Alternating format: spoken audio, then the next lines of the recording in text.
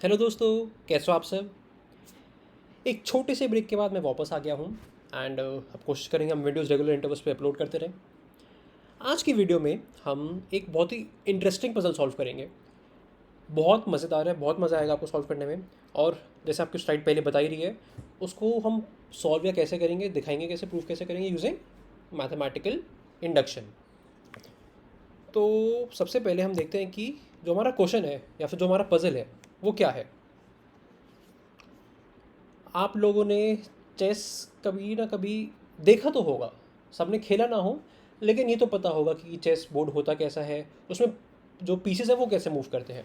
तो उससे ही रिलेटेड ये पज़ल है। क्या कह रहा है ये हमसे? अ नाइट, नाइट मतलब घोड़ा, on a chess board can move one space horizontally in either direction and two spaces vertically और two spaces horizontally in either direction and one space vertically.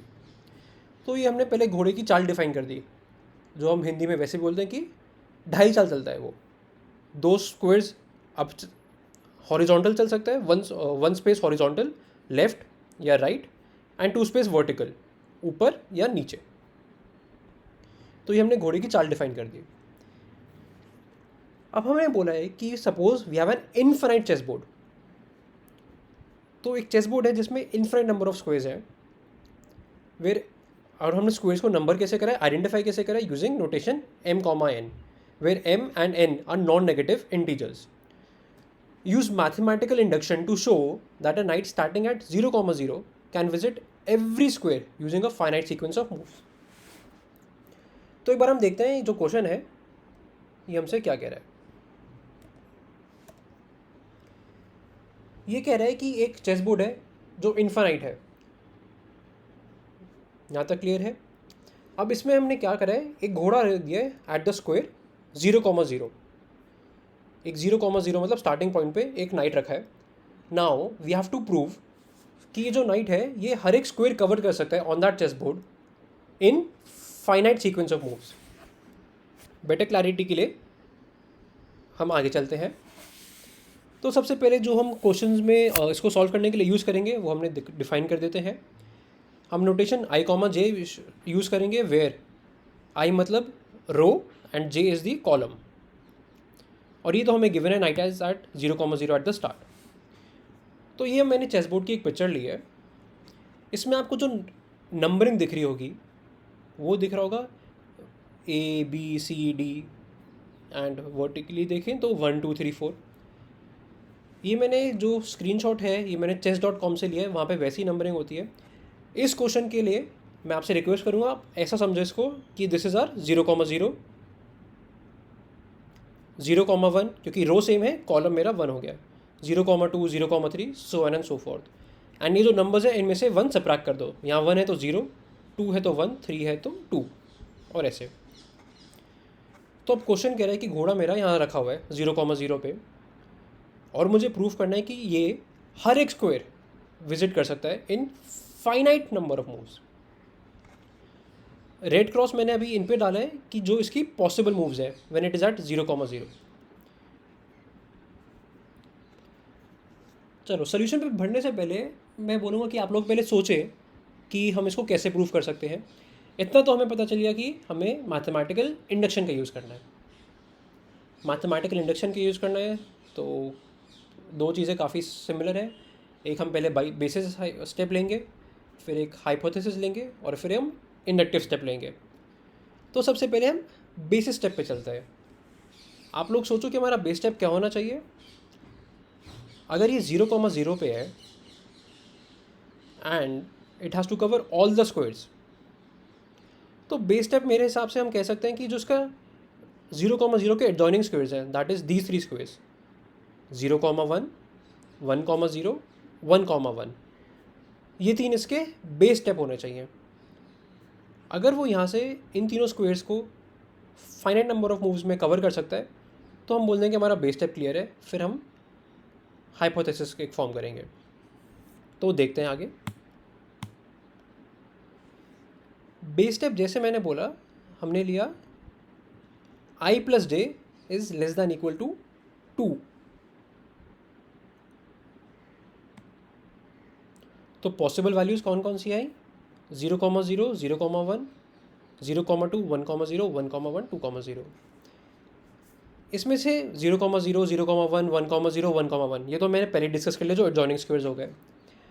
अब क्योंकि हमने रो कॉमा कॉलम का हमने formation लिया है और जो हम आगे इंडक्टिव हाइपोथेसिस बनाएंगे उसमें हम इन्हीं वैल्यूज़ का यूज़ करेंगे। तो जो बेसिस हाइपोथेसिस है वो हमने ले ली लेस दैन इक्वल टू 2, क्योंकि अगर मैं लेस दैन इक्वल टू 1 लेता तो उस केस में मेरा 1,1 कवर नहीं होता। तो इसलिए हमने 1, I plus J less than equal to 2 basis हमारी बेसिस स्टेप हो गया।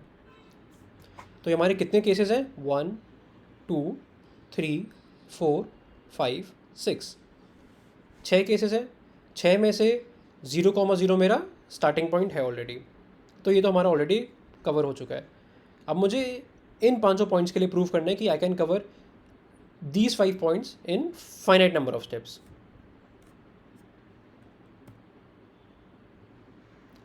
तो सबसे पहले मैंने लिया है 1,0। 1,0 के लिए मूव्स क्या लिखी है मैंने, 1,0 के लिए the knight will first move to 2,1, 0,2, 1,0। ये सब आपको थियोरेटिकल है, ज़्यादा समझ शायद कंफ्यूजिंग हो रहा होगा। तो पहले हम ऐसा करते हैं, एक वीडियो देखते हैं फिर आगे चल देखते हैं इसको। चलिए, इस वीडियो में हमने क्या करा, नाइट को हमने स्टार्ट करा फ्रॉम 0,0, ठीक है। अब मुझे कहाँ पे जाना है, मेरा बेस स्टेप क्या था, मुझे जाना है 1,0 पे। 1,0 मतलब दिस, ठीक है।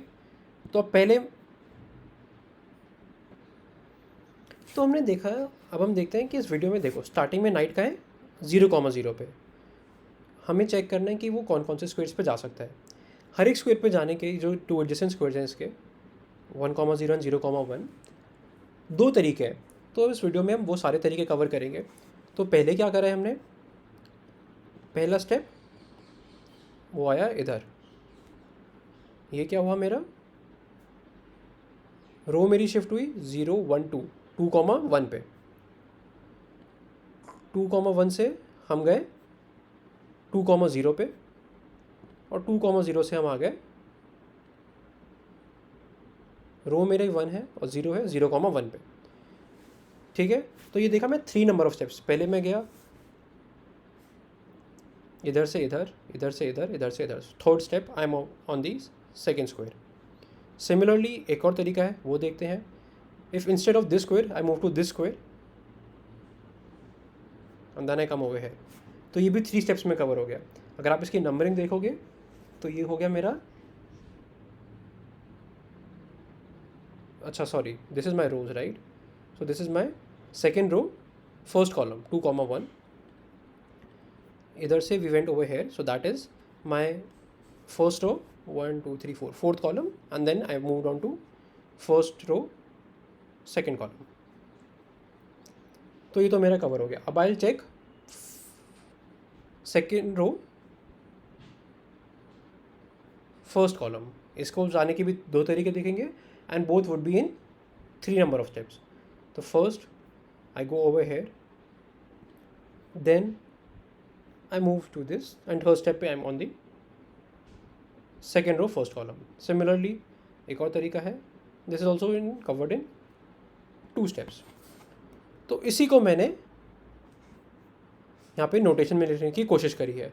0,0 से I went to 2,1, 2,1 से 0,2, 0,2 से 1,0. To reach 0,1 the moves would be this.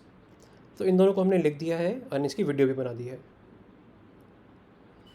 और एक चीज़ शायद आपने मिस कर दी, इन दोनों के स्टेप में जो हमने कवर करा है, अगर आप देखोगे तो 0,2 और 2,0 ये दोनों भी हमने कवर कर लिए हैं। तो जो हमारे बेसिस स्टेप थे वो हमारे सारे कवर हो गए एक्सेप्ट 1,1। 1,1 के लिए मेरे को क्या मिलेगा, 1,1 भी मैं ईजिली 4 नंबर ऑफ मूव्स में पहुंच सकता हूँ। उसके लिए क्या करूँगा, 2,1 पे जाएंगे। Now instead of 0,2 I move to 1,3, 1,3 से I move to 3,2 and hence to 1,1। आपको स्लाइटली भी कन्फ्यूजन है तो आप ये जो मैंने कोऑर्डिनेट्स यहाँ पे मेंशन करें आप उसको चेस बोर्ड पर बनाओ, या फिर आप नॉर्मल पेन पेपर पे भी स्क्वायर बना के चेक कर सकते हो, this is easily reachable.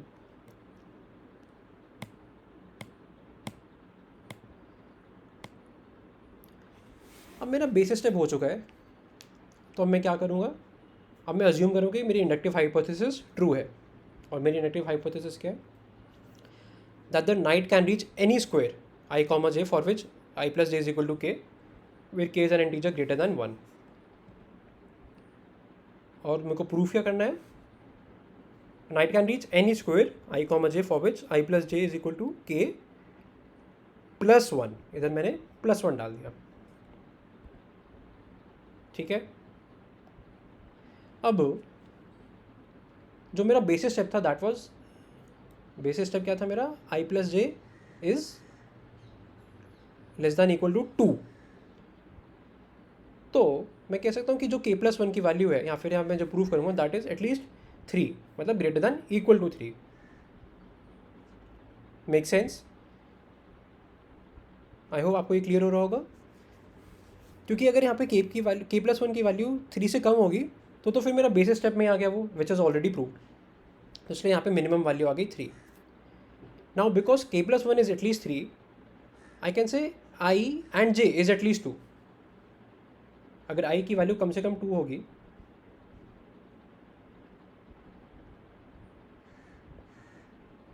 At least एक की वैल्यू 2 से बड़ी होगी, क्योंकि यहाँ पे मैंने बोल दिया k इज एटलीस्ट 2, ठीक है।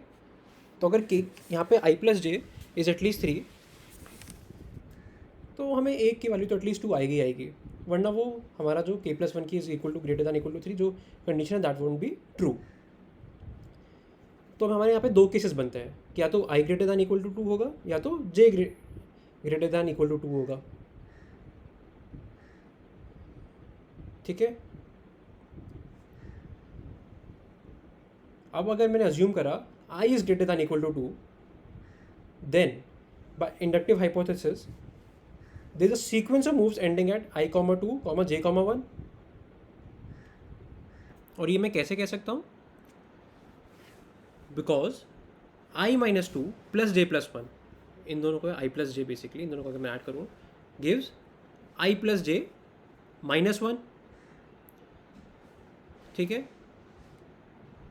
And to show for i plus J is equal to k plus 1, ये हमारा टू शो वाला था, hence i plus j minus 1 क्या हो गया मेरा, k हो गया। तो by my inductive hypothesis I can see there is only one more step to i, j। ये वाला स्टेप स्लाइटली कंफ्यूजिंग हो सकता है, हम इसको एक बार फिर से रिविजिट करते हैं।